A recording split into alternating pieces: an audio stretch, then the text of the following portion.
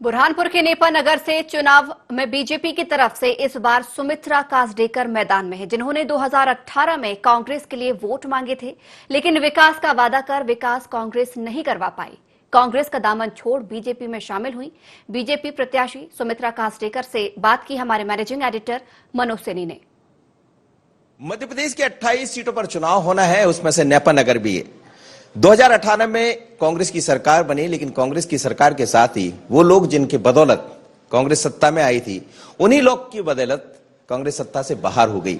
उसमें से नेपा नगर की भी एक सीट है। पहले सरकार गिरी, बाद में नेपा नगर से जो कांग्रेस की विधायक रही सुमित्रा कासडेकर, वो भी कांग्रेस छोड़कर भारतीय जनता पार्टी का दामन थाम ली। इस वक्त मेरे साथ है।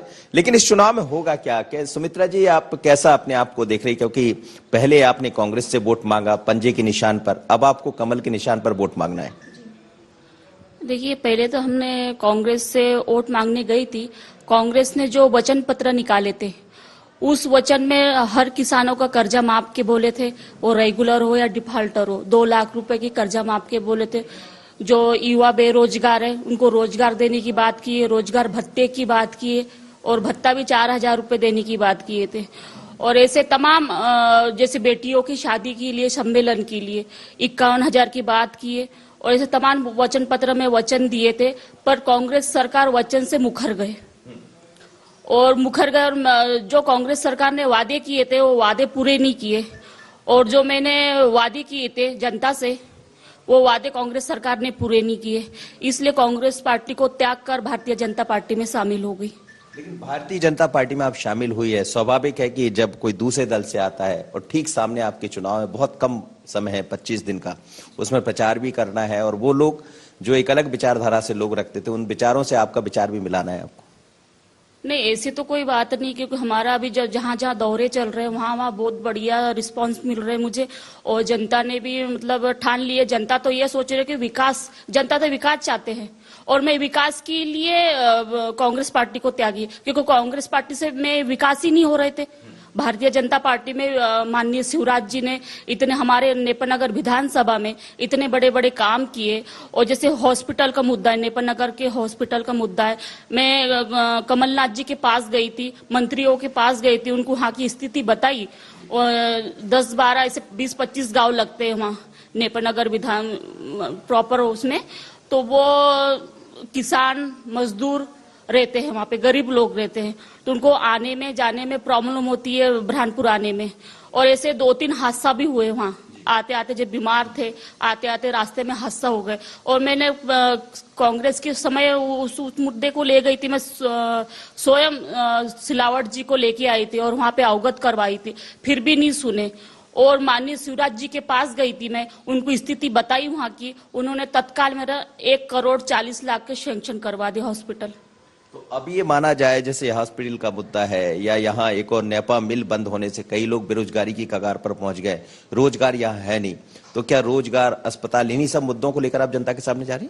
जी बिल्कुल, और हम तो भारतीय जनता पार्टी के पूरे वरिष्ठ कार्यकर्ता संगठन, हम सब मिलकर हम बीच में, जनता के बीच में जा रहे हैं, और जो नेपा नगर प्रॉपर में हम छोटा मोटा एक उद्योग खोलने के हमारे चल रहे हैं।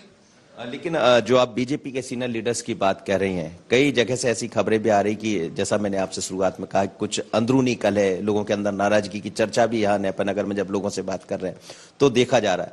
कैसे इन लोगों के साथ आप तालमेल बिठा पा रही?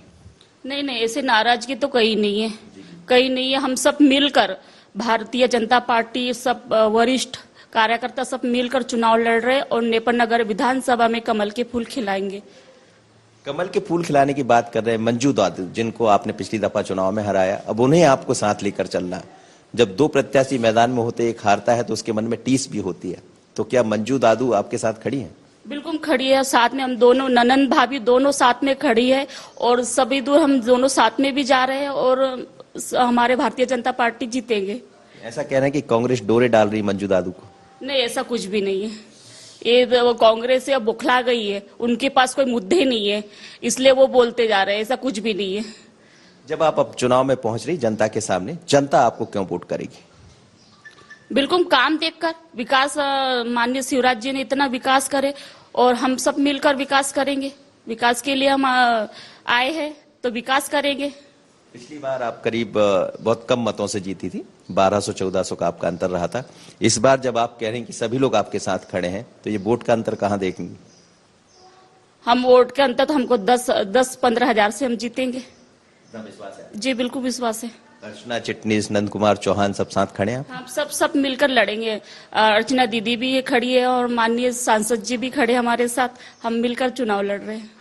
चलिए, सुमित्रा काष्डेकर हैं जो भरी हुई है उत्साह से, और इनको ऐसा लगता है कि बातें स्वाभाविक है, जब कोई सत्ता या विचार बदलते हैं तो फिर विचारों पर चर्चा होती है।